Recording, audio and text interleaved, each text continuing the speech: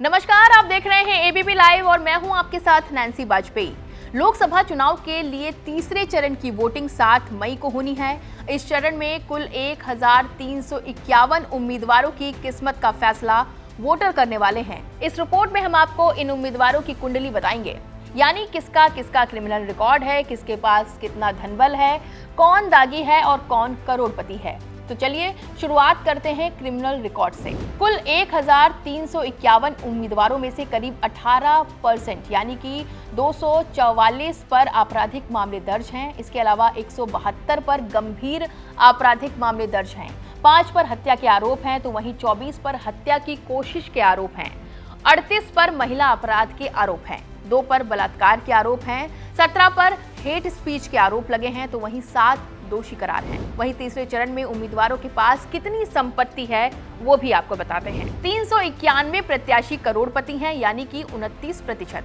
13 अरबपति प्रत्याशी हैं। प्रति उम्मीदवार औसतन संपत्ति 5.66 करोड़ है। वहीं अगर हम तीसरे चरण के सबसे अमीर प्रत्याशी की बात करें तो भारतीय जनता पार्टी की दक्षिण गोवा से उम्मीदवार पल्लवी श्रीवास डेम्पो सबसे अमीर प्रत्याशी हैं। उनकी संपत्ति करीब 1361 करोड़ बताई जा रही है। वहीं तीसरे चरण में कौन कितना पढ़ा लिखा उम्मीदवार है उसका डेटा भी सामने आया है, जिसके मुताबिक 639 प्रत्याशी 5वीं से 12वीं पास हैं। वहीं 591 प्रत्याशी ग्रेजुएट या पोस्ट ग्रेजुएट हैं। वहीं अगर तीसरे चरण के दागी उम्मीदवारों की बात करें तो बीजेपी के कुल 81 में से 22 प्रत्याशी दागी हैं। कांग्रेस के 68 में से 26 प्रत्याशी दागी हैं, तो वहीं समाजवादी पार्टी के 10 में से 5 प्रत्याशी दागी हैं।